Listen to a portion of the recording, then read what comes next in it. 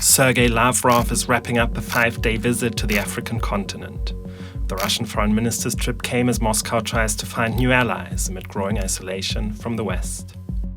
I think that Sergey Lavrov wants to show that Russia's post-Western foreign policy is really taking off. And he views the Russian-African partnership as some kind of alliance against the American and European efforts to preserve a unipolar order. Russia has been condemned by Europe and a lot of countries, and there is a need for Russia to continue to present itself to a domestic audience as legitimate, that it still has friends in the world. Back in March, only about half of the 54 African countries supported a UN resolution calling for Russian troops to withdraw from Ukraine. There's a large number who feel like, number one, that punishing Russia with sanctions is actually exacerbating the problem, and that neutrality is the path to supporting a diplomatic solution. Number two, this is not necessarily our fight, like European countries, Western countries. So most African countries are looking at all means, using all means possible to balance the relationships that they have. So what we have here is not so much that Russia has been successful in convincing Africans about this, or that Europe has not been successful.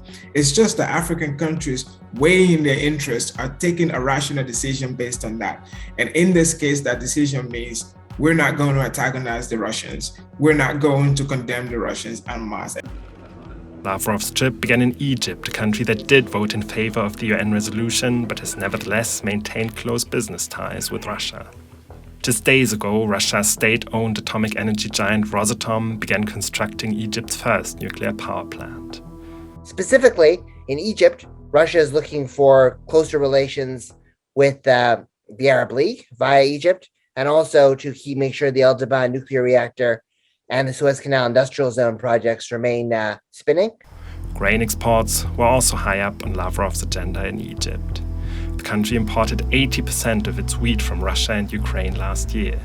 Lavrov offered reassurances over Russian deliveries amid uncertainty over a deal to resume Ukrainian exports from the Black Sea. While visiting the Republic of Congo, Uganda, and Ethiopia, Lavrov's focus shifted onto a different Russian export: weapons. So I think outside of Egypt, especially the countries south of the Sahara, their staples are not really, based on wheat. They have other things that they eat: maize, sorghum, cassava. But I think a lot of African countries depend on Russia and China for their weapons and weapon systems. And so that is an issue, and they do not want to burn those bridges. I think that Russia has been incrementally trying to expand its influence in Africa. They have been a reliable purveyor of arms to African countries, the leading seller ahead of China, France, and the United States. Over the last 5 years, 44% of major arms imports to Africa came from Russia. With Ethiopia, the final leg of Lavrov's visit to the continent, being among the largest importers south of the Sahara. The country has been accused of human rights violations in its war against rebels in the Tigray region. But Russia has shielded Ethiopia at the UN Security Council by objecting to statements condemning abuses by the country's armed forces. Meanwhile, Western countries have suspended aid to Ethiopia over the war in Tigray. The same could happen to other African countries. Despite efforts by many of them to not pick a side on Ukraine, some EU diplomats have reportedly argued in favor of cutting aid to countries maintaining close ties with Russia. That would make it a lot harder to balance relationships.